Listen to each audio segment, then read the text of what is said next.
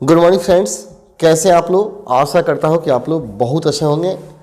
मेरे प्रिय छात्रों, आपको बताते हुए काफ़ी हर्ष हो रहा है कि 2 दिसंबर 2022 से प्रज्ञा साइंस कोचिंग सेंटर में क्लास 10th और क्लास 12th का न्यू बैच शुरू होने जा रहा है।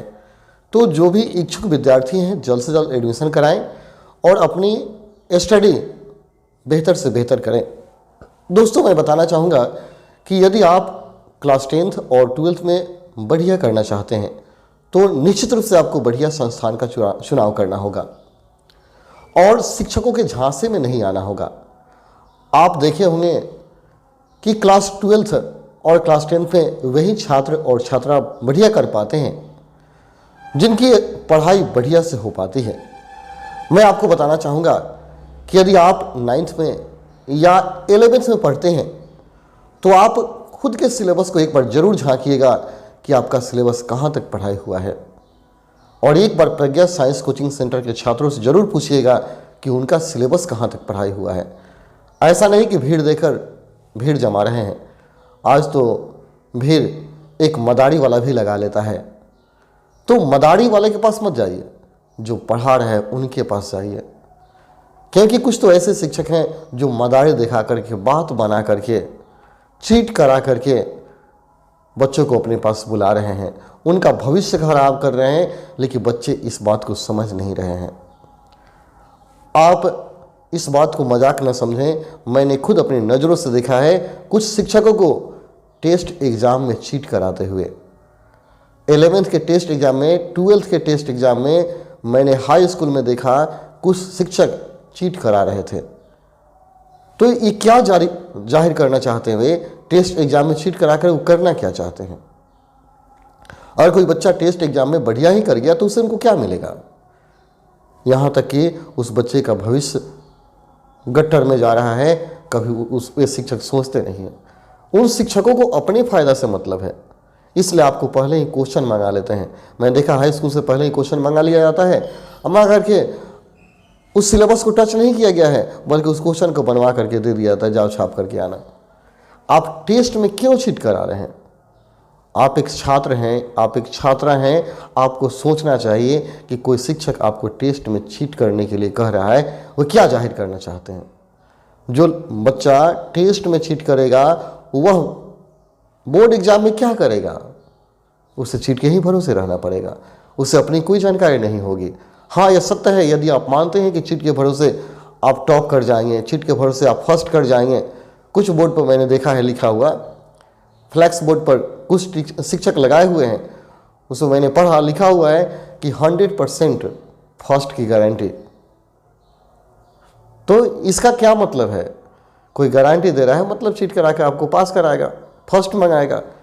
आप मैट्रिक में, 12th में फर्स्ट लाकर ही क्या करेंगे? आपकी नौकरी नहीं होने वाली है, आपका फ्यूचर गट्टर में जा रहा है, आप बर्बाद होने वाले हैं। तो आप बिल्कुल इस बात को ख्याल रखिए, ध्यान रखिए कि आप चीट के भरोसे ना रहें। आप कुछ बेटर करने के लिए सोचिए, अच्छे संस्थानों में जाकर जुड़िए जहां पढ़ाई कराई जाती है, जहां चीट नहीं कराई जाती है। तो वह एकमात्र संस्था प्रज्ञा साइंस कोचिंग सेंटर है जहां के शिक्षकगण आपको चीट नहीं कराते हैं, आपको पढ़ाते हैं। आप जरूर 12th क्लास के 10th क्लास से बच्चों से एक बार मिलें जो प्रज्ञा साइंस कोचिंग सेंटर में पढ़ते हैं, और पूछें यहाँ मैथमेटिक्स कहाँ तक पढ़ाई हुई है, फिजिक्स कहाँ तक पढ़ाई हुआ है, केमिस्ट्री कहाँ तक पढ़ाई हुआ है। तो उनका जवाब होगा कि नहीं, यहाँ जितने बच्चे पढ़ते हैं उनका सिलेबस नवंबर से पहले ही ख़त्म हो चुका है। नवंबर में ही यहाँ मैथमेटिक्स ख़त्म हो चुका था, केमिस्ट्री ख़त्म हो चुका था, फिजिक्स ख़त्म हो चुका था, केवल रिवीजन कराया जा रहा है। लेकिन बहुत सारे संस्थान हैं जहाँ मैथ तो अभी चल ही रहा है, पता नहीं कब ख़त्म होगा, तो रिवीजन कब कराएंगे। कुछ तो ऐसे शिक्षक हैं जो क्रैश कोर्स चलाते हैं और कहते हैं कि 2 माह में मैं इंटर का फुल कोर्स तैयारी करा दूंगा। सोचिए, विचार कीजिए, जो शिक्षक 2 साल में 12th का सिलेबस नहीं ख़त्म कर पाए, वो क्या 2 महीना में खाक पढ़ा पाएंगे? आपको गधा बना रहे हैं वे लोग, और आप भी उसके साथ भ्रम में पड़े हुए हैं। तो भ्रम में मत पड़िए। आप पैसा खर्च करते हैं, आप शिक्षक को पैसा देते हैं, तो पैसा का भरपूर उपयोग होना चाहिए। तो आप वैसे शिक्षक के पास जाइए जो आपको पढ़ाते हैं। यूं ही क्रैश कोर्स के चक्कर में पढ़ करके अपना भविष्य बर्बाद मत कीजिए। आप देखे होंगे कि बहुत सारे छात्र छात्रा ऐसा हैं जो मैट्रिक में, इंटर में फर्स्ट तो कर गए हैं, लेकिन आज तक वे रोडों पर भटक रहे हैं। क्यों? क्योंकि उनको जानकारी नहीं हुई, वे चीट से पास किए हुए हैं। तो चीट से पास करने वाले का दशा यही होता है कि उनको हमेशा रोडों भटकना पड़ता है, वे कुछ नहीं कर पाते हैं। लेकिन एक बार नज़र उठा कर देखिए कि जो छात्र छात्रा प्रज्ञा साइंस कोचिंग सेंटर से निकलते हैं वे आज कुछ कर रहे हैं। आज बहुत सारे छात्र छात्रा कुछ अलग पोस्ट पर जा चुके हैं और बढ़िया कर रहे हैं।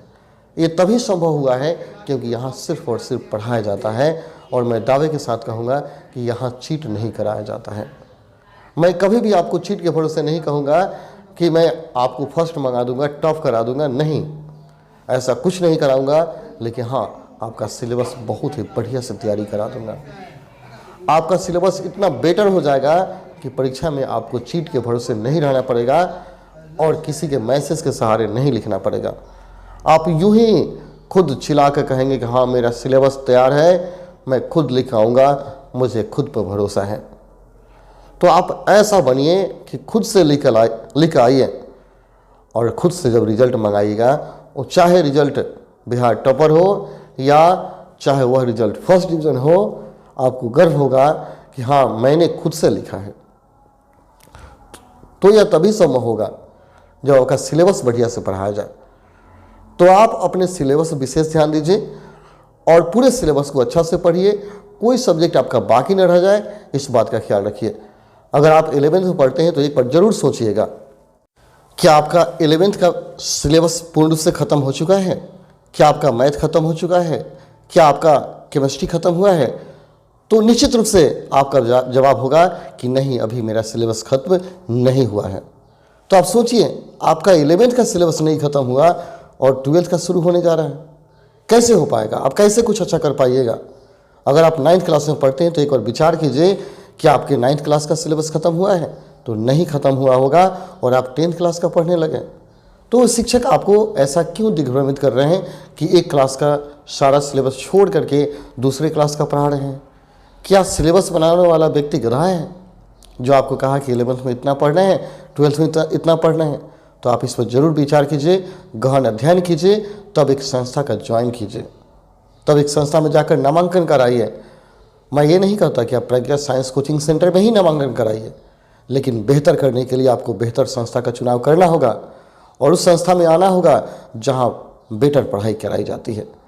तो एकमात्र प्रज्ञा साइंस कोचिंग सेंटर आपके सामने दिख रहा है, जो आज 22 वर्षों से अपने उसी विश्वास के साथ अडिग है, उसी पॉपुलैरिटी के साथ वर्क कर रहा है जो आज 22 साल पहले कर रहा था। तो 22 सालों से जो प्रसिद्ध संस्थान है उसमें आइए और अपने फ्यूचर को गढ़िए, फ्यूचर को बनाइए, जहाँ के बच्चे आज बहुत ही बढ़िया कर रहे हैं। तो क्यों नहीं प्रज्ञा साइंस कोचिंग सेंटर में ही नामांकन कराया जाए, जहाँ प्रतिवर्ष बहुत छात्र छात्रा बहुत ही बढ़िया करते हैं। यह वह संस्था है जहाँ बहुत सारे छात्रगण बिल्कुल मुफ्त में पढ़ रहे हैं। तो जो छात्र बहुत सारे फ्यूचर सजा कर रखे हुए हैं, उनको बढ़िया कोचिंग में ही नामांकन कराना चाहिए जहां वे अच्छा कर पाएंगे। तो आइए प्रज्ञा साइंस कोचिंग सेंटर में नामांकन कराइए और यहाँ के छात्रों से ज़रूर जानकारी हासिल कीजिए, कैसे पढ़ाई होती है, क्या होती है, यहाँ का तौर तरीका क्या है, यहाँ किस प्रकार बच्चे बहुत सारे पुरस्कार हमेशा जीतते रहते हैं और बढ़िया करते रहते हैं। केवल यहाँ संस्था के शिक्षक के द्वारा ही नहीं, बल्कि इस प्रखंड के जो प्रमुख गणमान्य व्यक्ति हैं उनके द्वारा उन बच्चों को हमेशा सम्मानित किया जाता है। तो चलिए मिलते हैं प्रज्ञा साइंस कोचिंग सेंटर में। जय हिंद, जय भारत, जय प्रज्ञा।